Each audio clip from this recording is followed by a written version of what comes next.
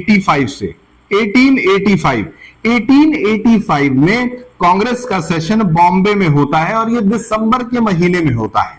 ठीक, तो कांग्रेस का सेशन अगर बॉम्बे में हो रहा है तो इसका सीधा मतलब है कि उस सेशन के अंदर पूरे भारत भर के जितने भी कांग्रेस के लीडर्स हैं उनको आना जरूरी है, उनको आना अनिवार्य किया जाता था। क्यों?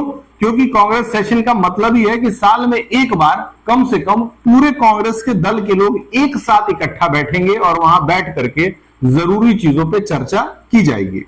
तो आपको एग्जाम के लिए याद रखना है 1885 यानी कि बॉम्बे, और ये प्लेस मत भूलिएगा, अगर ये पूछता है तो आपको बॉम्बे जो है वो बॉम्बे शहर के पास ही लोकेट कर देना है। ठीक, 1885 के बाद आगे बढ़ते हैं और 1885 के बाद आपका आता है कलकत्ता सेशन। कलकत्ता सेशन जो कि सितंबर 1920 में हुआ है। कलकत्ता जो कि वेस्ट बंगाल की राजधानी है और यहां पे ये सेशन होता है 1920 के अंदर।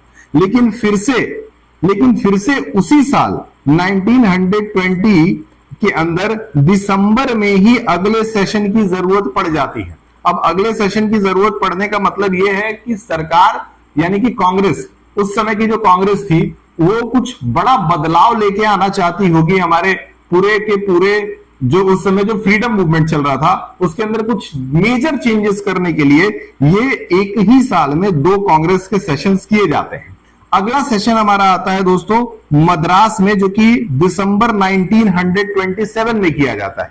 दिसंबर 1927 के अंदर ये मद्रास यानी कि चेन्नई जिसको प्रेजेंट टाइम में कहा जाता है उस जगह पे ये हो रहा है। और आपको यहाँ पे क्लास 10th के पर्सपेक्टिव से ये चारों के चारों इंपॉर्टेंट है, लेकिन इन सबों से ज्यादा इंपॉर्टेंट है लाहौर का सेशन जो कि होता है 1929 में।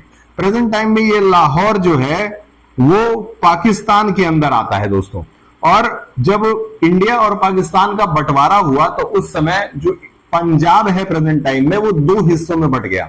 एक तरफ लाहौर है और जबकि दूसरी तरफ पंजाब है।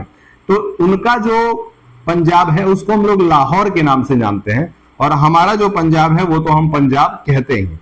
तो इस तरीके से ये 5 जो इंपॉर्टेंट सेशंस हैं वो बहुत इंपॉर्टेंट है आपके एग्जाम के पर्सपेक्टिव से, और एग्जाम के पर्सपेक्टिव से आप इसको तैयार कर लेंगे और ईमानदारी से इसको एग्जाम में लिख करके आएंगे और एक मैप बना करके इसको घर में रिप्रेजेंट करके चेक कर लीजिएगा कि आपसे इसका जवाब सही निकले, सही आंसर आप लिख करके आए। क्योंकि अगर ये पांचों के पांचों उठ के आ जाते हैं तो एटलीस्ट आपको कम से कम 2.5 मार्क्स का तो ये बनेगा ही बनेगा, क्योंकि और भी कई सारे क्वेश्चंस होते हैं जो मैप के अंदर पूछे जाते हैं।